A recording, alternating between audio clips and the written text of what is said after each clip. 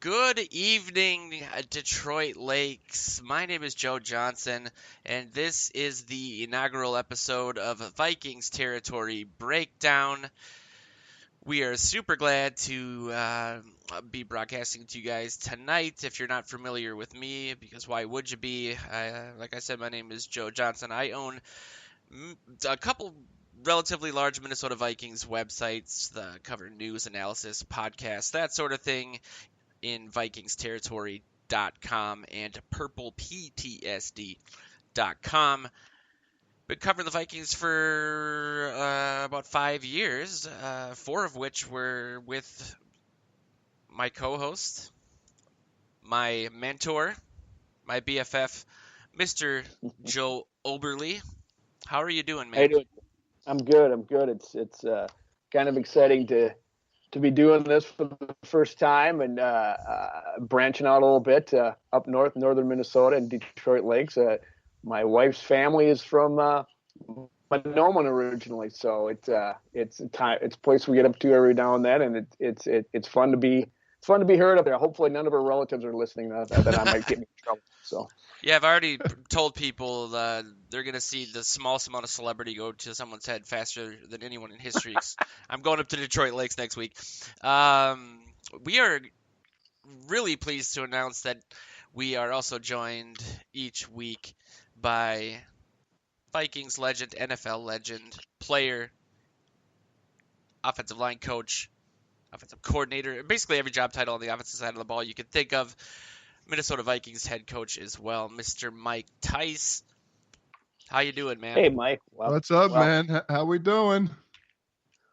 Doing great. It's great to have you here. Well, I'm excited to be on. I'm excited to talk about the Vikings and other NFL news, and I think it's a great job you guys are doing getting the word out for the Purple. Really enjoyed all the comments that you guys sent me leading up to this show for the subject matter. So I'm ready. I'm ready to fight. He comes. He's been prepping all week, Joe, because he is a professional. We were discussing earlier. It's Joe and I are the novices that are saying, "Hey, we got to get something going here." Mike Tice is coming on the show. Yikes! Maybe been a little more than we can chew. Let's dive right into it. I want people to be aware of. Like I said, we have a few different shows that we either partner with or do ourselves. And Mike, you launched a show that I think is, bar none, the best show in the market and the most underappreciated show that's out there in Odds and Ends with Mike Tice, a YouTube show / podcast that you do every Saturday. If you wanted to kind of explain to people the philosophy of that show, what it's about, where they can find it when you record, that sort of thing. Yeah, well, I started out last year just doing an audio podcast, similar to stuff you guys are doing, and lining up interviews with players and coaches around the league.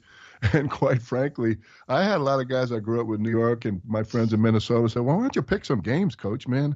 Help us out." So I started a little YouTube thing, 8 to 10 minutes, somewhere in that range. And I picked a couple games a week and had fun with it, and actually did pretty well picking the game. And this year I decided to lay away from the interviews with the COVID and the uncertainty of the NFL and how hard it was to get guys lined up for interviews. I don't have a staff. I'm a staff of one. And so I started just picking 5 games and, having some fun with it. And, decent record, 31 and 24, somewhere in that range. I'll push it out there on Saturday. And I enjoy it. I actually don't bet the games myself, but I like picking the games with the spread, because it's interesting. So I'm enjoying that. No sponsors, no fees, no anything. It's just me out there having a lot of fun and trying to do well for some friends I grew up with and some friends I have throughout the years that like to bet the game. And you I've never had any luck picking the. Go ahead, Joe. Go ahead. Oh, I was going to say that you focus on horse racing a little bit on your show too, and I was going to say, kind of alluding to what I think Joe was going to say. Yeah. What's harder, picking NFL games or picking the outcome of horse racing games? Because it's clearly not an exact science. Yeah, the horse racing I love, and what I was doing earlier in the year, guys, is I was doing all of the races leading up to the Triple Crown, leading up to the Kentucky Derby. So every Saturday, in fact, I flew to New Orleans to do one of the big 3-year-old prep races.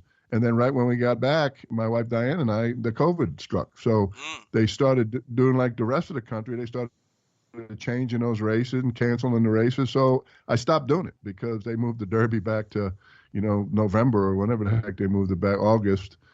And it just wasn't the same for me. So I just was doing, I'd say the last 2 months, guys, just doing the football games. And then hopefully we get this vaccine out, we get this thing cured, and we get back to, the Triple Crown Trail. And I love to do the shows with the Triple Crown Trail and talk about those 3-year-olds that are getting ready to win the Kentucky Derby. Quick question for you, Coach. I've never luck picking with a spread. I mean, I can go each week and say who I think is going to win and do hit or miss or whatever. But how does, do you ever find that there's spreads that you just think are outrageous, or do you, how is Vegas so good at getting the spread so close every time? I mean, it seems like they're always, they're going to make money doing what they do, but how do they land on that, on that formula each time? It's amazing, isn't it? I mean, there's a formula that they use, from what I've been told, that, takes into consideration home and away, takes into consideration injuries, takes into consideration all types of weather conditions. I mean, it's just amazing. They have this formula that they plug in. I just shake my head. And for example, Kansas City Chiefs last week. So I gave out the Chiefs a -3. So the game looked to be in the bag, and the Bucs score late in the game, and it ends up right on the number, -3. Wow. I mean, I'm totally amazed. That's why I don't bet the football games. Right. I'll stick to the horses. At least if I yell at them, they can't hear me.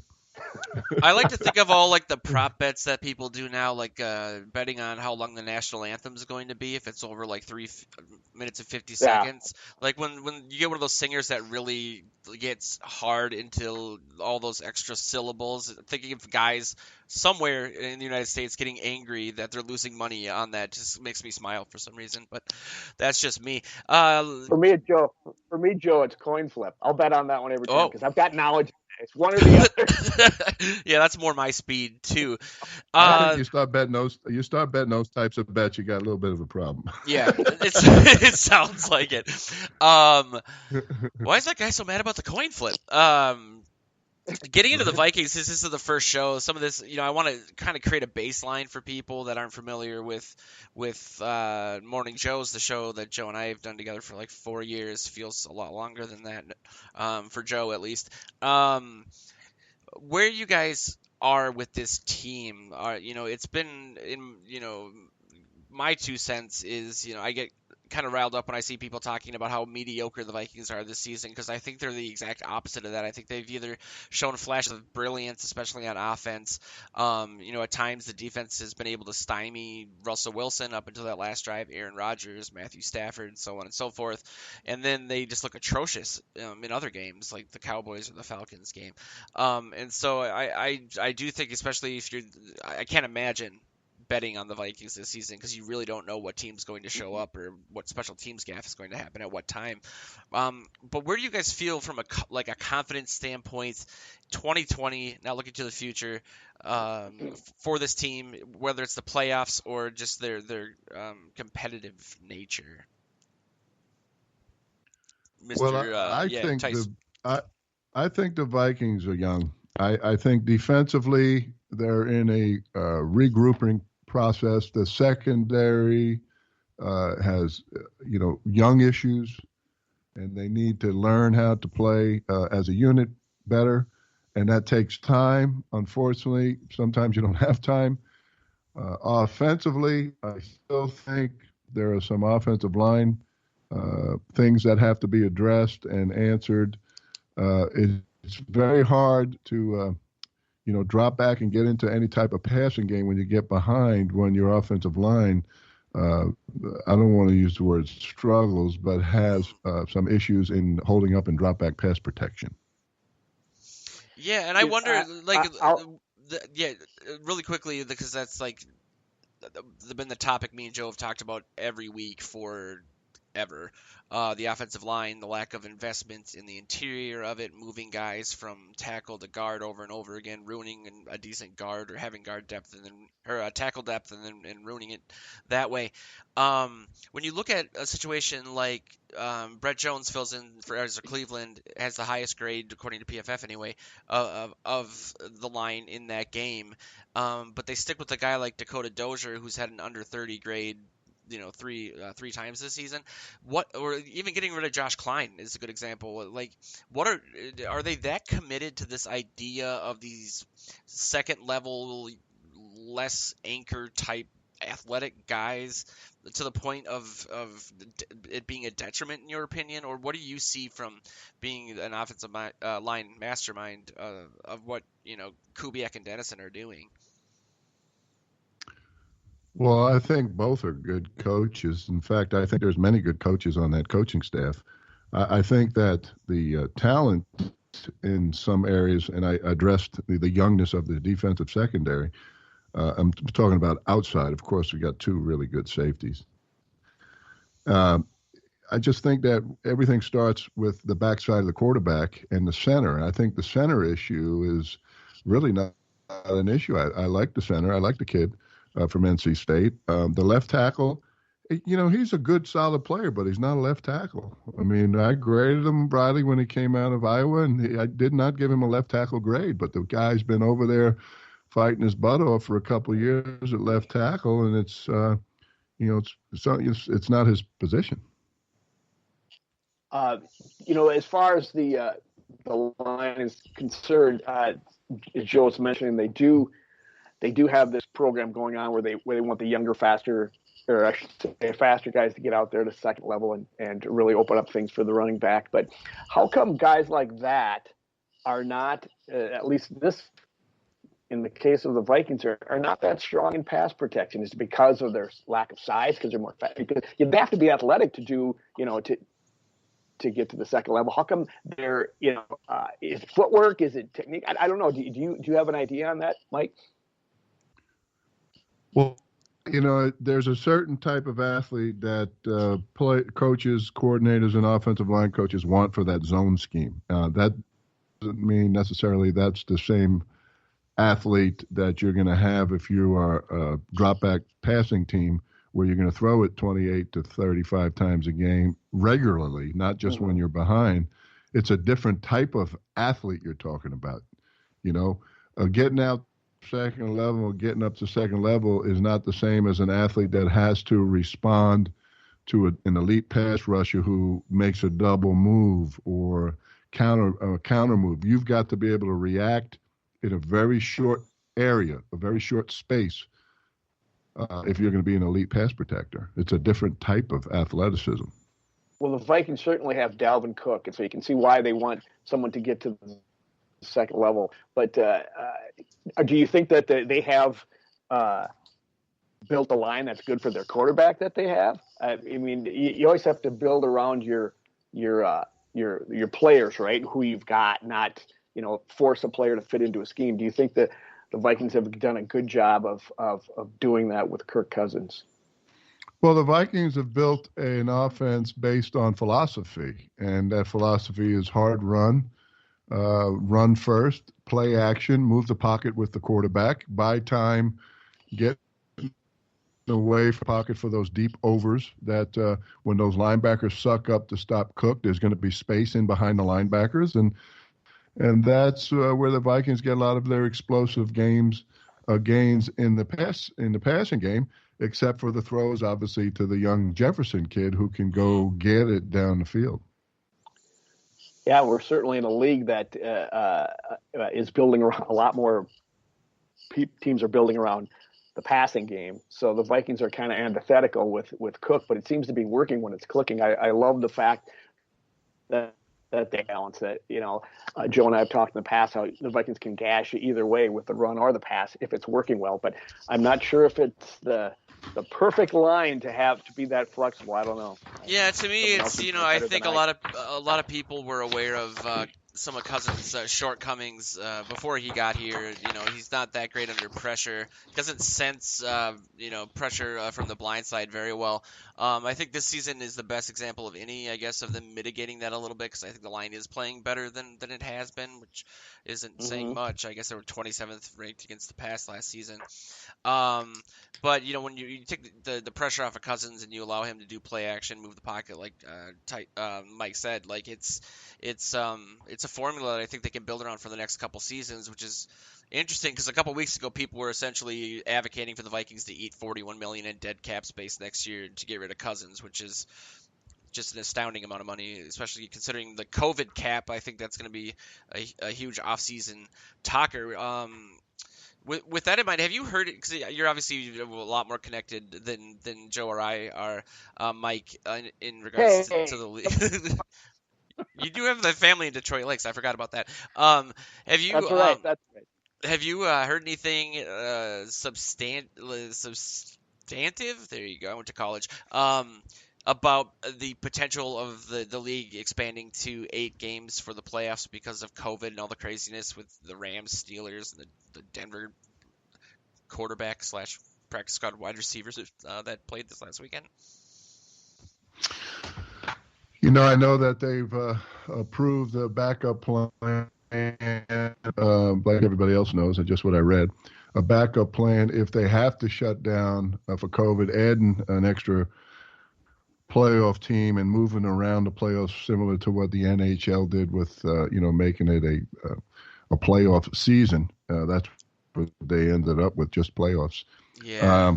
But I don't know that I don't know. Listening to Coach Commissioner Goodell's comments, I don't think the league wants to go to a bubble. I don't think they want to go in that direction. But it's going to be tough because things are crazy out there right now.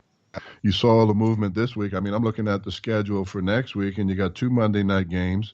You got Washington football team, the Steelers and the Bills at the 49ers.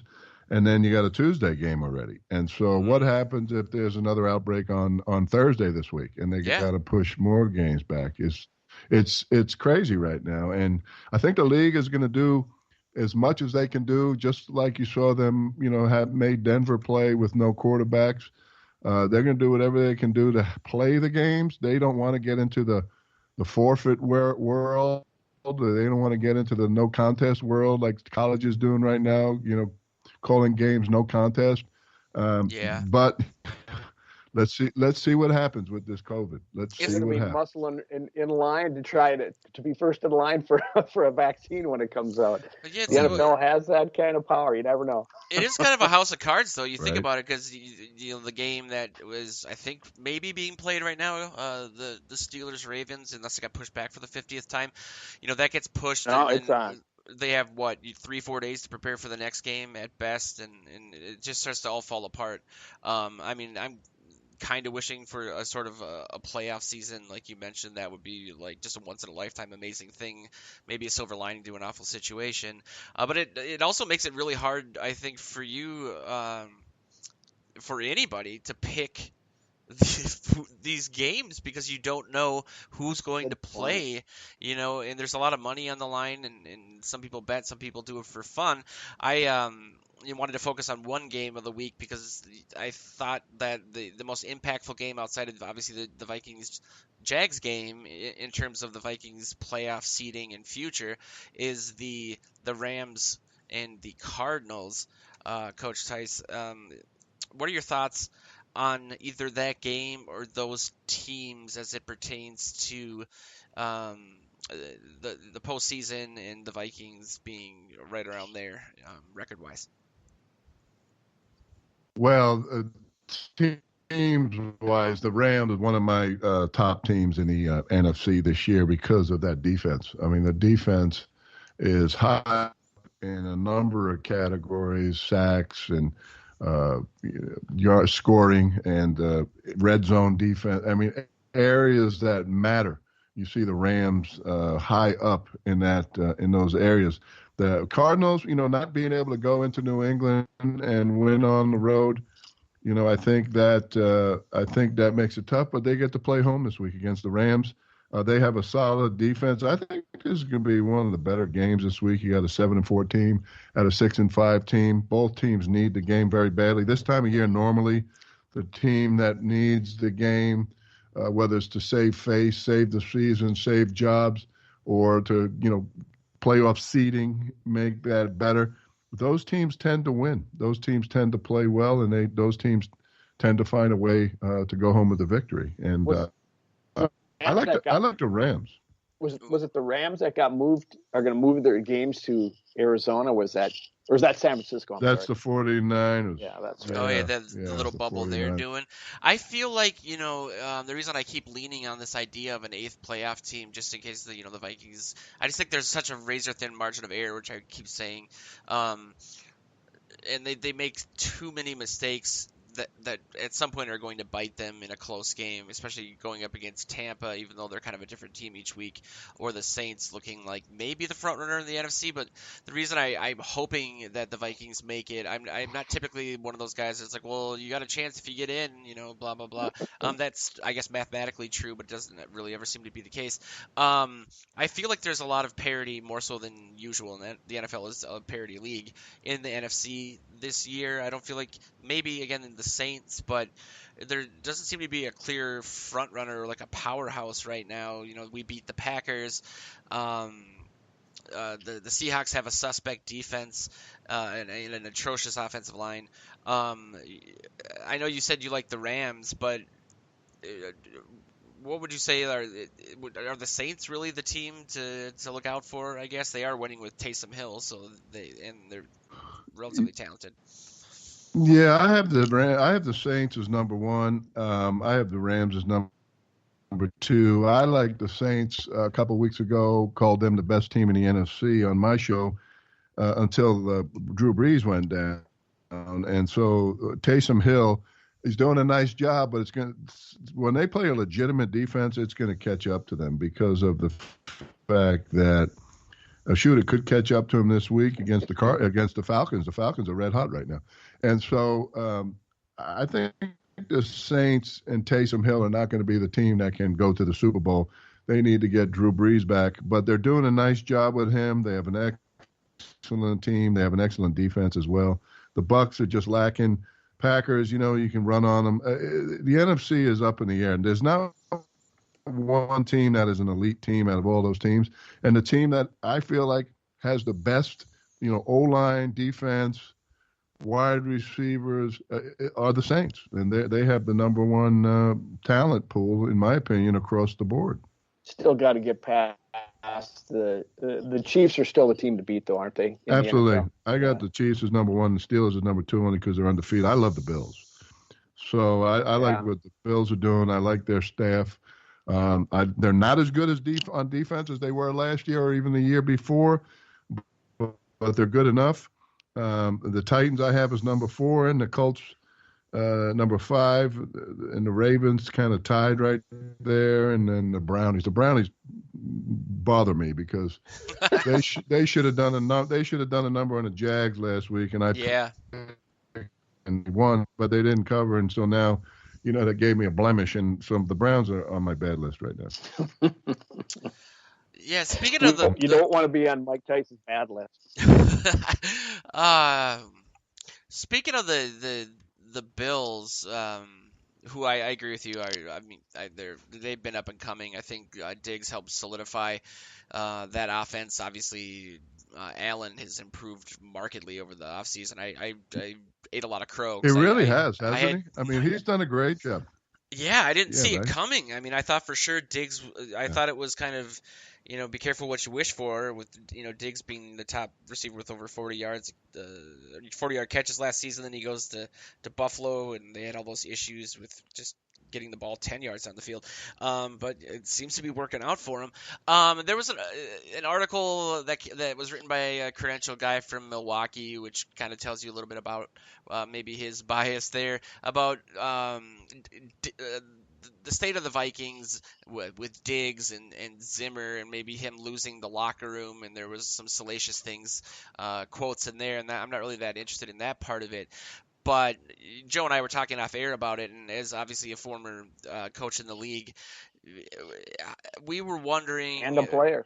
Yeah, exactly. How true that aspect of, can a coach lose a locker room? Does that happen? And beyond that, I mean, really, yeah, is that something that is overblown kind of by the media? Do you think? That's what losing does for you. With losing, it creates the environment where somebody has to be wrong and somebody has to be right, and somebody's going to point a finger, and the buck stops in the big office, and Mike's the head coach, and that goes with it.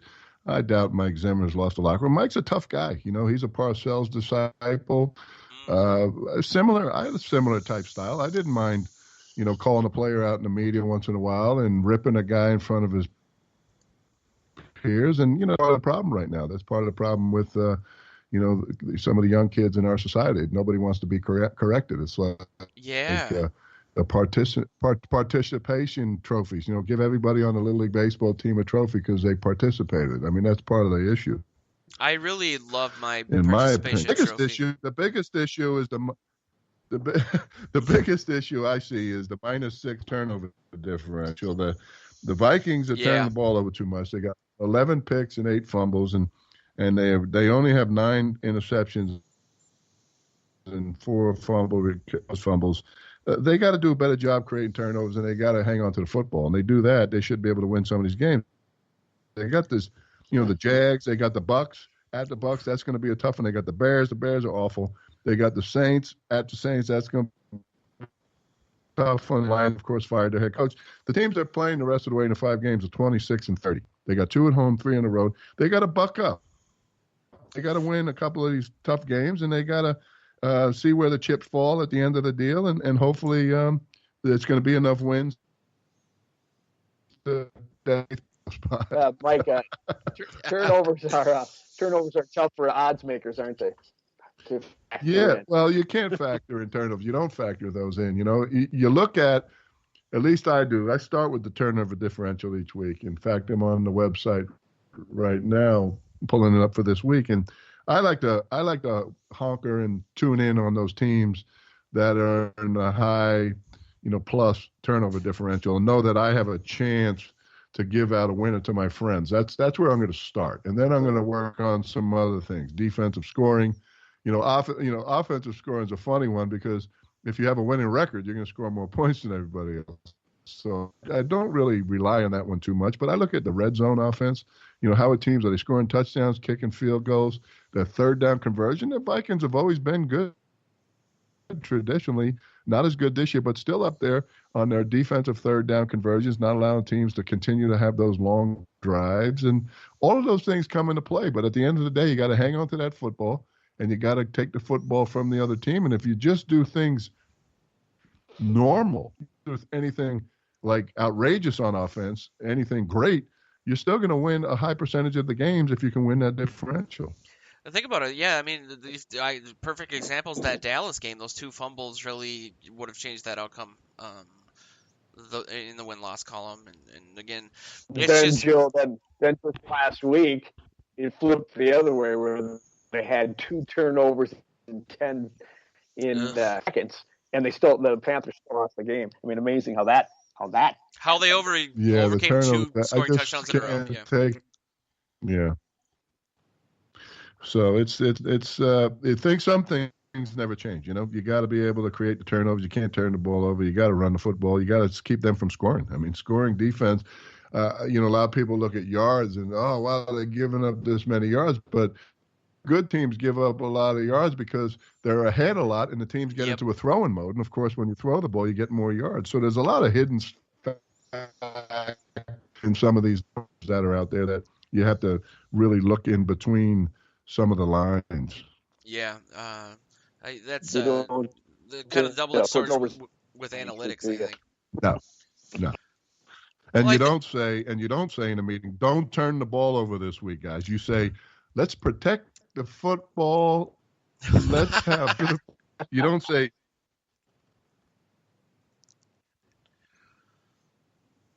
negatively. That's right. It's So, just like on the golf course, Mike. You see the water over there. Okay, that's right. That's right. Exactly where you go. So exactly where you yeah. go. Yep. Well, I think that's a good place to leave What it else you got, man? for the week. We're up against the clock. I want to remind people to check out Odds and Ends on YouTube. Otherwise, you can find Mike Tice on Twitter at Mike Tice 86, I believe. Each one of your new episodes is Yep. posted there. You can find Joe Oberle on Twitter at Joe Oberle, and you can find me shouting into the wind on VikingsTerritory.com and PurplePTSD.com each week. Thanks a ton, you guys, for just to get a little sappy here for a moment, for agreeing to do the show with me and with the sites. It's been a lifelong dream for me to get on the radio, for me and Joe to get on the radio. Coach Tyson, we can't thank you enough for latching your program, which will end up on national television within a year and a half. That's the over under I'm doing. That's my pick of the week. So thank you guys. Well, I it's appreciate you guys. Great. Stay safe, huh? We'll talk to you Thanks, next Mike. week. All right, we'll talk to you guys next week. Awesome. Sounds good. All right. All right, be good. All right, go Vikes. Skull. And with that, just a couple real quick breaking news update for people, which we're recording this a couple hours early, so you'll probably be aware of this by then. But looks like Adam Thielen is going to be playing on Sunday. Zimmer came out and said he thinks he's going to play. The Vikings released a press release saying that they activated him from the COVID IR. I'm still not entirely sure what was going on there, if he had COVID, if it was a false positive, so on and so forth. But luckily, they didn't really. I mean, of course, they always need him, but they got through it with Justin Jefferson. But he had an interesting quote this week when he was asked, Jefferson, whether he thought that he and Thielen were a more dynamic duo than Diggs and Thielen, and he said that he thought they were. It threw a little bit of shade. Basically said that there wasn't any selfishness. They really support one another. If they see one guy do something, they think, well, it's my turn. Very similar words to what Diggs used to say, to be completely honest with you. Just gonna say that, Joe. Just gonna say that. But Sounds it's really familiar.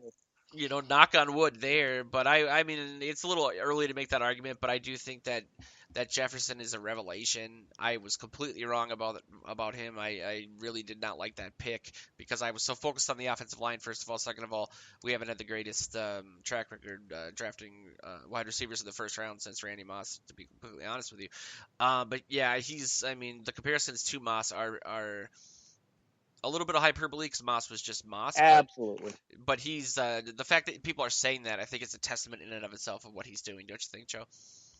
Yeah, Joe, I just read a story. I mean, you're talking about the Jefferson pick. I read a story before he came on about how they're all getting on the Eagles for passing on Jefferson. The fan base is really upset.